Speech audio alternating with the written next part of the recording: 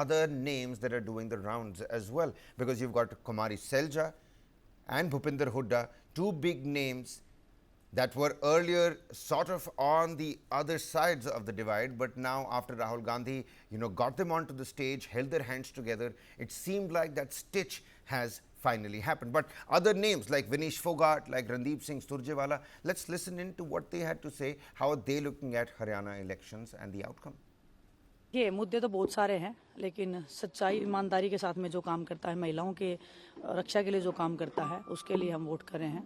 और बेरोजगारी को जो दूर करेगा उस पार्टी के लिए हम वोट कर रहे हैं। और आप सबको पता है कि इस पार्टी की मैं बात कर रही हूँ।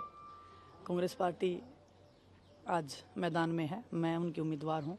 और आप सबका भी तहे दिल से धन्यवाद, आप कवर कर रहे हो पूरे हरियाणा को, और आप लोग जो है पूरे देश का चौथा स्तंभ हो, तो आप लोगों को बधाई और पूरे हरियाणा वासियों को भी बधाई। पिछले एक साल से जब मैं हमारे कैथल हलके के गली गली मोहल्ले मोहल्ले हर गांव में जा रहा था, हमारे परिवार वासियों से, मेरे कैथल वासियों से, मेरे बड़े बुजुर्गों से, नौजवान साथियों से बात कर रहा था, सबके दिल में एक चीज़ थी, बदलाव।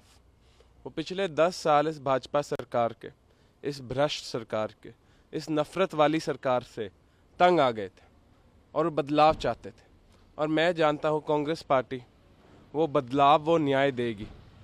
और आज आप देखोगे जैसे एग्जिट पोल तो 60 सीट बोल रहे हैं, मैं बोल रहा हूँ 70 सीट से जीत के आएंगे, एक बहुत बड़ी बहुमत की सरकार लेकर आएंगे। और मैं जानता हूँ कैथल सीट भी हम जीतेंगे। इसके कारण बीजेपी नहीं रिपीट कर पा रही है गवर्नमेंट? जो 3 सबसे बड़े इशू है जिसकी वजह से भाजपा की सरकार आज 15 सीट से कम पे आ जाएगी।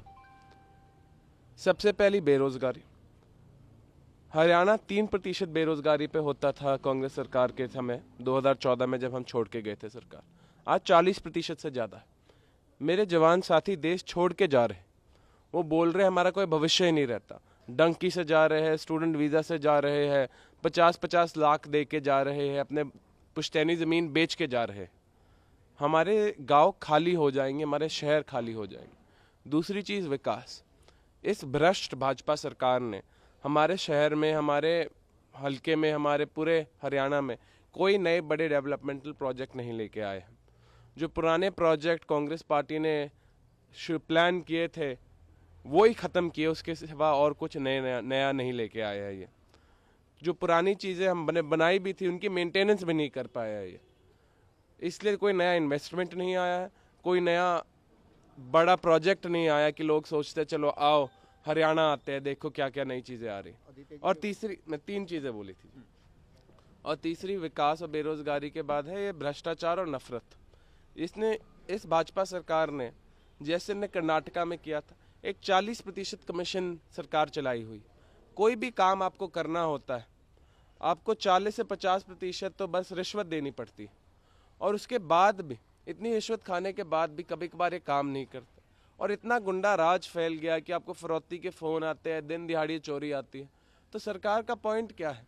अगर वो अपने सारे साधारण जो सारे के सारे सिटीजन्स हैं उनका ध्यान भी नहीं रख सकती, बस उनका बटवा खाली करने में लगी हुई है।